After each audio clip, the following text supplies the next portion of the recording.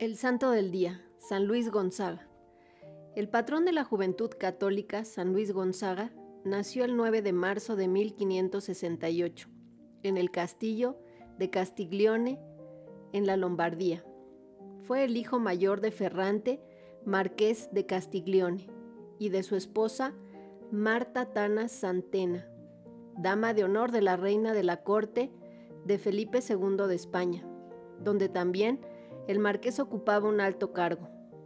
La gran ambición de Ferrante era la de que su hijo llegase a ser un buen soldado y, en consecuencia, desde que el niño tenía 4 años, jugaba con cañones y arcabuces en miniatura. Y a los 5, su padre lo llevó a Casalmaggiore, donde unos 3,000 soldados se ejercitaban en preparación para la campaña de la expedición española contra Túnez.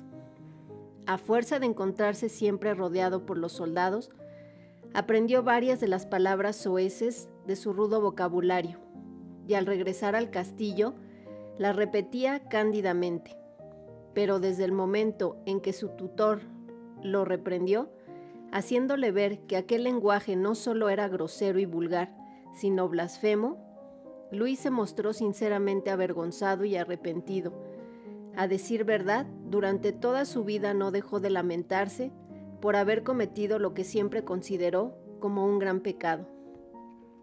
Apenas contaba con 7 años de edad cuando experimentó lo que podría describirse mejor como un despertar espiritual o un súbito desarrollo de sus facultades religiosas.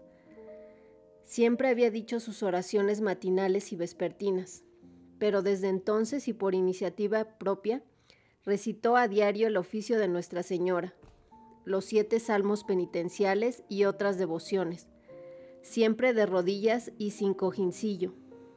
Su propia entrega a Dios en su infancia fue tan completa y absoluta que, según su director espiritual, San Roberto Belarmino y 3 de sus confesores, nunca en toda su vida cometió un pecado mortal. En 1577, Ferrante llevó consigo a Luis y a su hermano Rodolfo a Florencia, y ahí dejó a sus 2 hijos a cargo de varios tutores, para que aprendiesen el latín y el idioma italiano puro de la Toscana. Cualesquiera que hayan sido sus progresos en estas ciencias seculares, no impidieron que Luis avanzara a grandes pasos por el camino de la santidad, y desde entonces solía llamar a Florencia la Escuela de la Piedad. Se dice que hacía un esfuerzo para mantener baja la vista siempre que estaba en presencia de una mujer y que a nadie, ni aun a los criados que le atendían, les permitía ver siquiera su pie descubierto.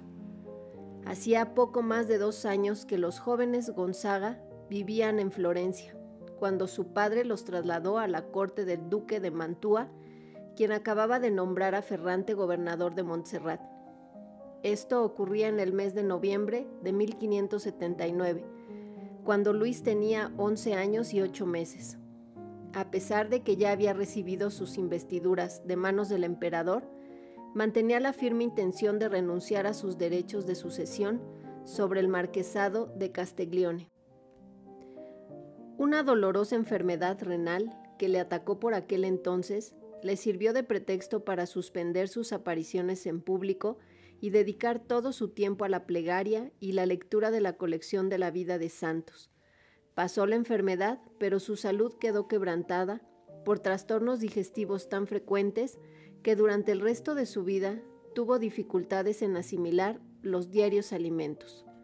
Otro de los libros que leyó en aquel periodo, sobre las experiencias de los misioneros jesuitas en la India, le suscitó la idea de ingresar en la Compañía de Jesús a fin de trabajar por la conversión de los herejes. Como primer paso en su futuro camino de misionero, aprovechó las vacaciones que pasaba en su casa para enseñar el catecismo a los niños pobres del lugar. En Casale, donde pasaba el invierno, se refugiaba durante horas enteras en las iglesias de los capuchinos. En privado comenzó a practicar las mortificaciones de un monje. Ayunaba 3 días a la semana a pan y agua. Se azotaba con el látigo de su perro. Se levantaba a mitad de la noche para rezar de rodillas sobre las losas desnudas de una habitación en la que no permitía que se encendiese fuego, por riguroso que fuera el tiempo. Por aquella época ya estaba completamente resuelto ingresar en la Compañía de Jesús. Primero comunicó sus proyectos a su madre, quien los aprobó enseguida, pero en cuanto ésta los participó a su esposo, Ferrante montó en cólera a tal extremo que amenazó con ordenar que azotaran a su hijo hasta que recuperase el sentido común. A la desilusión de ver frustrados sus sueños sobre la carrera militar de Luis, se agregaba en la mente de Ferrante la sospecha de que la decisión de su hijo era parte de un plan.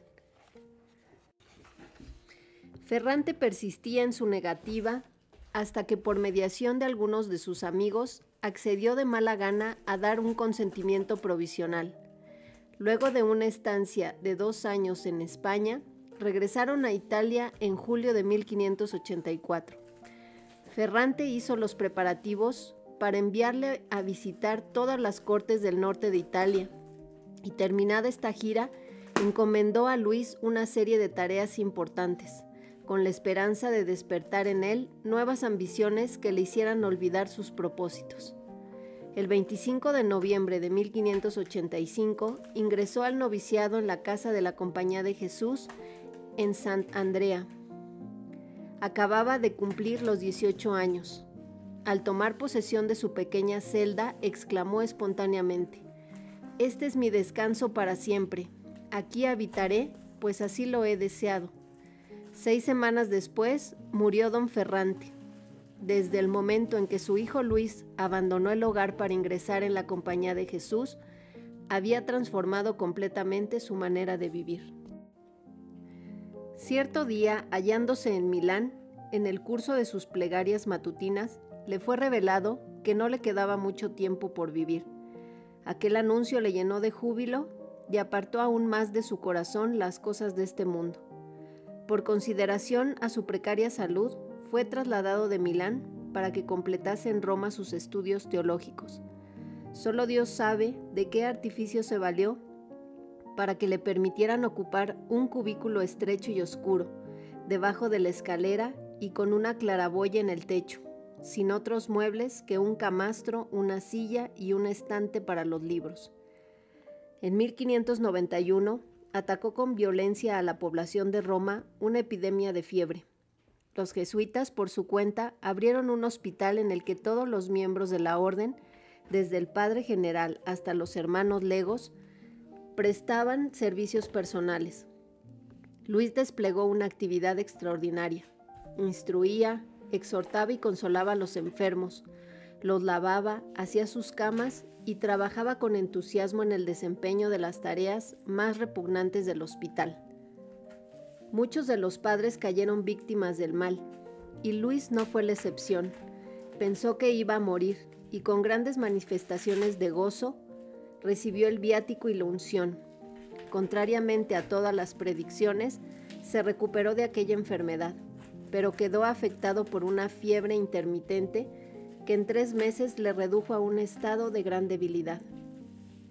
En todas las ocasiones que le fue posible, se levantaba del lecho por la noche para adorar. En una de aquellas ocasiones, el joven cayó en un arrobamiento que se prolongó durante toda la noche, y fue entonces cuando se le reveló que habría de morir en la octava del Corpus Christi. Durante todos los días siguientes recitó el Te Deum como acción de gracias. Entre el 20 y 21 de junio de 1591, expiró alrededor de la medianoche, al llegar a la edad de 23 años y 8 meses. Los restos de San Luis Gonzaga se conservan actualmente bajo el altar de Lancelotti en la iglesia de San Ignacio en Roma. Fue canonizado en 1726. San Luis Gonzaga ruega por nosotros. Sea para mayor gloria de Dios.